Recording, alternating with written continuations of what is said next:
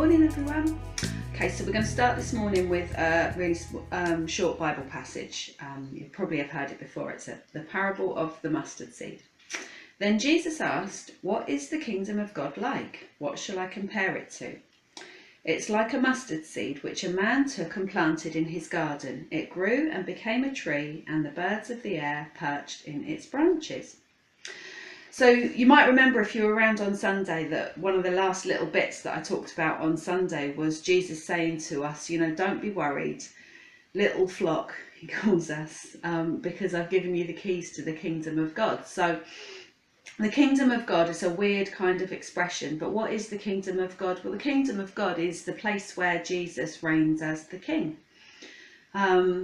The kingdom is where the king is. The kingdom is where the king lives. And what Jesus is saying here is that the kingdom of God is like this tiny mustard seed. The kingdom of God is something that can start really small, in us, that can be planted in us, and that has this massive capacity for great things. Because the kingdom of God, if it's like a mustard seed and starts so tiny and so small, but has all that potential to become this huge tree where birds can come and rest in the branches, and where you would never believe that something so tiny can create such an amazing spectacle. And Jesus is saying the kingdom of God is like that. The kingdom of God has this capacity and has this potential and has this ability to spread and to become something that people can see and go wow about. And we've all seen this sometimes, I guess, if we've been around church for a while. So we'll see people that make a decision that they're going to follow Jesus, make a decision that that's what they want to do. And then 5 minutes later, they're planting mega churches, and they've got thousands of followers on Twitter and on YouTube.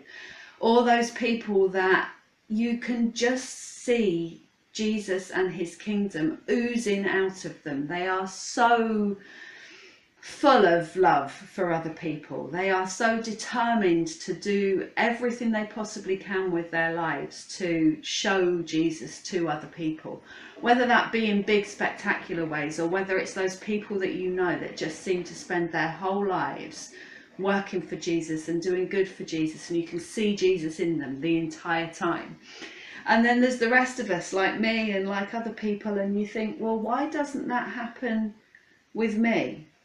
Why isn't our church becoming a mega church? Why aren't we influencing as many people as we'd love to influence? Why aren't we introducing, what's the difference? Why is it that sometimes these tiny seeds seem to almost lie dormant or struggle to become little saplings, and at other times these massive great mustard trees of God's kingdom and goodness burst forth everywhere? Well, I think it boils down to two things. The first one is really simple. The first one is that you have to want the seed to grow. So if you're somebody that is still on the fence, that isn't sure about whether you want to make a decision for Jesus or not, eventually that decision has to be made. Eventually you have to decide whether or not you're going to climb off the fence, and whether you're going to follow Jesus, and whether you want to take him up on his offer to reach your full potential and grow into this amazing tree. Eventually you do have to make that decision.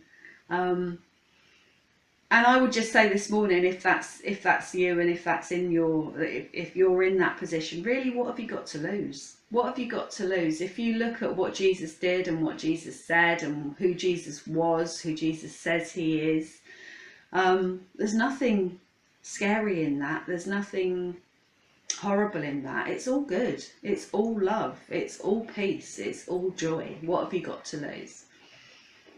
The second thing is for us that maybe have made that decision already and are just wondering where the seed is, or where the seed's gone, or whether it's struggling as a sapling, or or that sort of thing. And I've had a lot to do with seeds over the last spring and summer. As I guess quite a lot of you might have, we've had more time on our hands. So, I've been planting a lot of seeds, and there's been some success, and there's also been some abject failure this year. So back in the spring, I planted a load of things. I put them, got all my seeds out and put them into the little pots with the nice compost that I managed to find, and left them all in my greenhouse, and they all started to sprout and grow, and I would water them, and then I potted them on, and then the ones that were meant to be outside in the veg patch I took outside and made sure that they were hardened off, taking them in and out of the greenhouse, and then eventually planted them out in my veg garden, and left the tomatoes in the greenhouse, because that was the right place for them. And now I'm at a point where I am running out of jars. If anyone's lives in my vicinity and has any old glass jars, then please do pass them this way, because the chutney mountain that I am trying to make out of all this surplus veg is going to feed the entire parish for the rest of the year, I reckon. It's done really well. My veg garden has done really well this year, really well. On the other hand, for the last 5 years, probably, something like that, I've been trying to establish a wildflower meadow in what was a field that I'm trying to turn into another part of my garden. And anyone that knows anything about that knows that the first thing that you have to do is try to get yellow rattleseed established in your grass, because what yellow rattleseed does is that it knocks back the strength and the vigour of the grass. Bear with me here, gardener's world coming to you today. But it knocks back the strength and the vigour of the grass, which then gives these wildflowers that are around the chance to actually bloom and the chance to come through. Well, I must have spent a blooming small fortune on yellow rattleseed, and once again this year it failed, and the seed didn't establish itself and it didn't grow. And the reason it didn't establish itself and it didn't grow is because there's just too much grass. It couldn't get to the soil, it couldn't get itself buried, it couldn't get itself planted, and so it couldn't establish.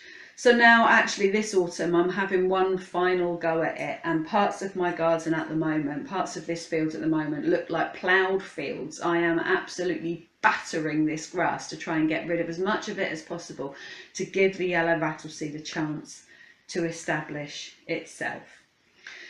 There are these mustard seeds within all of us, and there is the capacity for those mustard seeds to grow into trees, but they have to be planted in the right place. And this is the question today, the one question, and it's quite cool really, because I think it'll be a bit practical. So the question today is, are you planted in the right place? Because my tomato crop was amazing, but if I'd have taken it out of the greenhouse and just left it in the veg garden, they would have died. Over those storms and everything else, they wouldn't have survived. There wouldn't have been a tomato. The right place for the tomatoes was in the greenhouse. The right place for the yellow rattleseed is in contact with the soil, not laying around on top of all this thatch and grass. We are never going to reach our full potential if we are not in the right place. We have to be in the right place for the kingdom of God to be able to bloom in us. So there's your question. Because this has been a weird year, and it is still weird, but it has given us some opportunities. So back in March, most of us had to lay down all of the things that took up our time and our energy and our direction and our thoughts, and we had to stop doing all of those things. And now's probably our last chance, as stuff is going back to normal and most people are back at work in some form or another, and the kids are back at school, and I know the cases are going back up again, but for a moment we're trying to live lives that are as normal as possible. So now is the time, maybe the last time for a while, to ask the question, am I in the right place? to allow the kingdom of God to bloom in me? And that's not necessarily, I'm going to say today, not necessarily one of these big philosophical questions. That's just, what am I going to do with my time? Is a big one. Because if you haven't got time to spend on doing the things that is going to allow the kingdom of God to bloom in you, then you're not going to reach your full potential. So for you, it may be as simple as sitting down with your calendar this week, or sitting down with your diary this week and opening it up and thinking, what am I spending my time doing? And out of this stuff that I'm spending my time doing, what brings me joy? Because that's a good indicator. If you're joyful about it, if it's something that brings you joy, or if it's something that gives you a sense of achievement when you've done it, even if you might not really want to do it, but if it's something that gives you a sense of achievement when you've done it, chances are that's the kingdom of God blooming in you. Chances are that's something that you should be spending your time doing. But if there are other things that you're being faced with in your calendar or your diary that are choices, and I know some things aren't choices, we all have to make some money. We all have to go shopping, all of that. I get that. But for most people, there will be time in their days that is filled with stuff. And now's the time to ask God, is this where I should be? Am I planting myself in the right place? Does this, book club, is that what I should be doing? Even leading this house group, is that what I should be doing?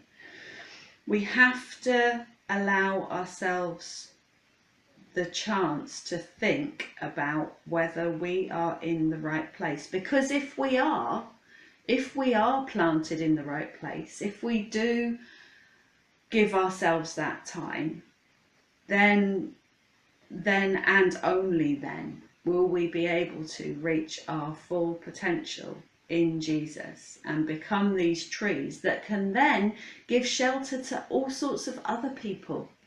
A tree is the one thing you can do in terms of creating biodiversity and wildlife spaces and habitats. So much depends on a tree. And if we want to be the kind of people who others can depend on, then we need to make sure that we're planted in the right place. So maybe just have a think this week practically, and then have a pray and have a think, and bring it all together and take a breath and just check out where you're planting yourself. God bless.